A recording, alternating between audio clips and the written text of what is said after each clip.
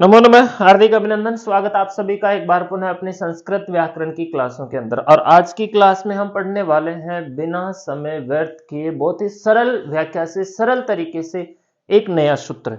ठीक है, सूत्र बहुत महत्वपूर्ण रहने वाला है। चांसेस बनते हैं कि ये परीक्षा में आ सकता है। इससे संबंधित काम पूछ सकता है, इससे संबंधित उदाहरण पूछ सकता है, या हो सकता है सूत्र एक्सप्लेनेशन के लिए भी आ जाए। सूत्र है यहां पर अपना मगवा बहुलम। ठीक है, पहला जो शब्द है इसमें मगवा, ये मगवन शब्द के लिए किया गया है। मगवन एक शब्द रूप है। नकारांत जैसे राजन शब्द था अपना, जैसे कि यजवन शब्द रूप था, उसी तरह से एक मगवन शब्द रूप है।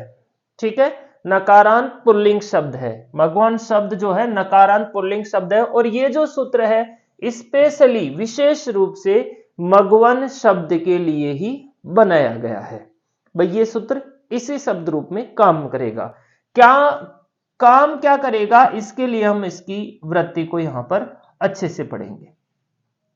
देखो, मगवन शब्दस्य, मैंने कहा था कि ये सूत्र सिर्फ मगवन शब्द के लिए ही बनाया गया है। यहां पे देखो, मगवन शब्दस्य यानी मगवन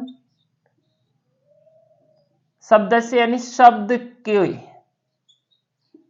मगवन शब्द को विकल्प से, वाह आ रहा है इसका अंदर, जो इसका मतलब है कि ये काम विकल्प से करेगा। वाह का मतलब विकल्प से ये काम करने वाला है। मगवन शब्द को विकल्प से त्रि इति अंत आदेश, अंतिम वर्ण को त्रि आदेश होता है।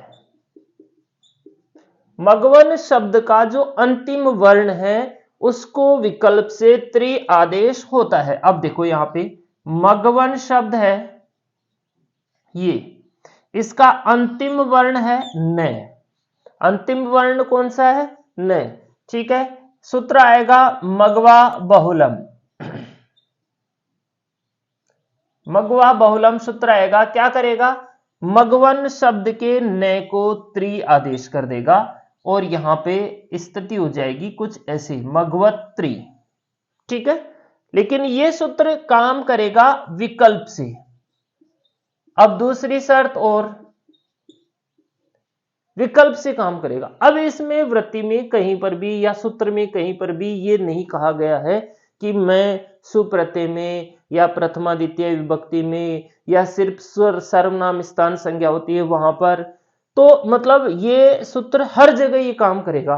तो जितने भी शब्द रूप बनेंगे, मगवन शब्द के जितने भी शब्द रूप बनेंगे वो दो दो बनेंगे, प्रथमा एक वचन से लेकर के सप्तमी के बहुवचन पद। क्योंकि ये सभी में अंत को त्रि आदेश करेगा। एक बार करेगा तो कुछ अलग रूप बनेगा, एक बार नहीं करेगा तो कुछ अलग रूप बनेगा। तो मगवन शब्द के जितने भी शब्द रूप हैं वो सारे के सारे विकल्प से बनने वाले हैं।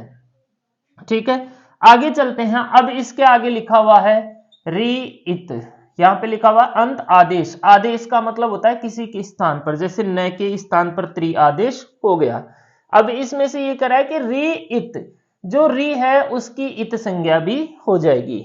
सूत्र की वृत्ति में ही इसने आगे लिख दिया है कि जो री होगा उसकी इत संज्ञा भी हो जाएगी। जो हमने त्रि आदेश किया है, त्रि आदेश के अंदर त्रि में जो री है उसकी इत संज्ञा हो जाएगी। री की इत संज्ञा हो जाएगी। कौन से सूत्र से होती है? री एक स्वर है, स्वरों की इत संज्ञा उपदेशे अज अनुनासिक इत से, यहां पर इसकी इत संज्ञा हो जाएगी।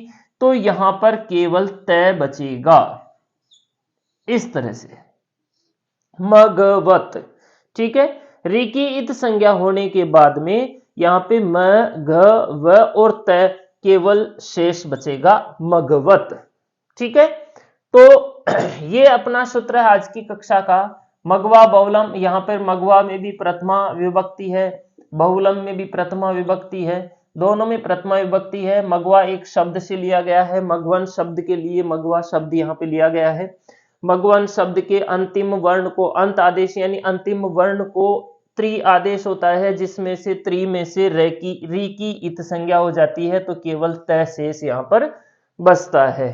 ठीक है, तो ये था आज की कक्षा का अपना सूत्र मगवा बहुलम। आगे जो इसका उदाहरण बनेगा उसमें और इसको हम अच्छे से एक्सप्लेनेशन के साथ समझेंगे। यहाँ पर केवल मगवा बहुलम सूत्र की व्याख्या दी गई है।